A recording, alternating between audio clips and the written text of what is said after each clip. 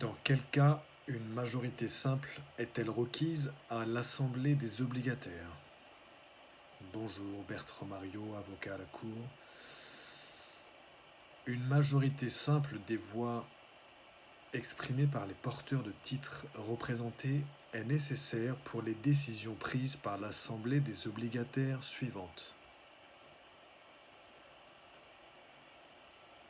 La nomination et la révocation des représentants de la masse des obligataires, dans les conditions prévues par la loi. À cet égard, je vous invite à vous porter à nos exposés numéros 138, 139, 140 et 141, référencés ci-après. Deuxième type de décision requérant une majorité simple des voix exprimées par les porteurs de titres représentés à l'Assemblée des obligataires est nécessaire pour la révocation et la nomination des mandataires spéciaux. À cet égard, je vous invite aussi à vous reporter à notre exposé numéro 145, référencé ci-dessous. Et enfin, troisième décision qui requiert une majorité simple, c'est la décision d'effectuer des actes conservatoires dans l'intérêt commun.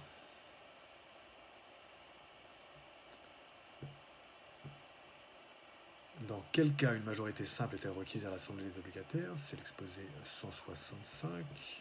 Si vous avez aimé cette vidéo, vous pouvez cliquer sur le like sur YouTube, sur la vidéo YouTube de la chaîne du cabinet Bertrand Mario Avocat, et vous abonner à notre chaîne. Voilà.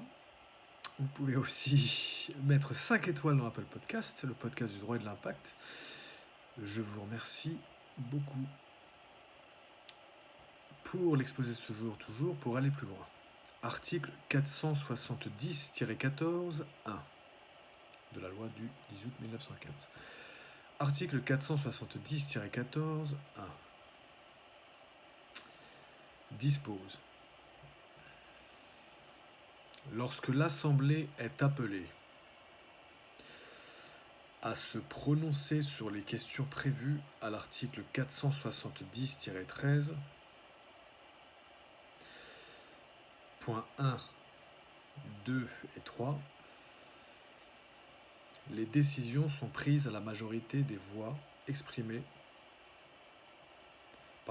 Les décisions sont prises à la simple majorité des voix exprimées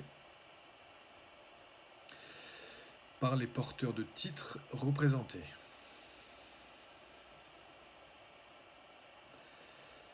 C'est l'article 470-14, 1. Fin de la citation. Article 470-13, alinéa 1, premièrement, deuxièmement et troisièmement, dont il est fait référence à l'article 470-14 que l'on vient de citer, dispose. Donc, article 470-13, alinéa 1. Article 470-13, alinéa 1. Si je le retrouve comme ça, ouais. Voilà.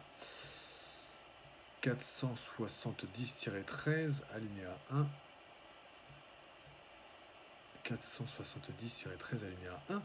Premièrement, donc l'Assemblée peut, premièrement, nommer ou révoquer, dans les conditions prévues par l'article 470-4, les représentants de la masse. Deuxièmement, révoquer les mandataires spéciaux visés à l'article 470-6. Et enfin, troisièmement, décider des actes conservatoires à faire dans l'intérêt commun. 470-13, alinéa 1, premièrement, deuxièmement, troisièmement. Fin de la citation de la loi du 10 août 1915 sur les sociétés commerciales. Maintenant, s'agissant des sources qui pourraient vous intéresser et qui sont des références à nos exposés passés, précédents, Donc, à l'exposé numéro 138, 127, 138 c'est le numéro d'exposé, mais c'est aussi le numéro de podcast, et 127 c'est le numéro de vidéo YouTube. Voilà, alors c'est toujours comme ça. Donc numéro 138, la représentation et la masse des obligataires. Ensuite, numéro 139, que se passe-t-il si aucun représentant de la masse des obligataires n'est désigné? Numéro 140, quelles sont les entités ou personnes ne pouvant pas représenter la masse des obligataires? Ensuite, numéro 141, comment les représentants de la masse des obligataires peuvent-ils être révoqués? Et enfin, 145, dans quelle mesure sera-t-il possible d'accorder des mandats spéciaux pour le compte de la masse des obligataires? Bertrand Mariot, avocat à la Cour, à très bientôt.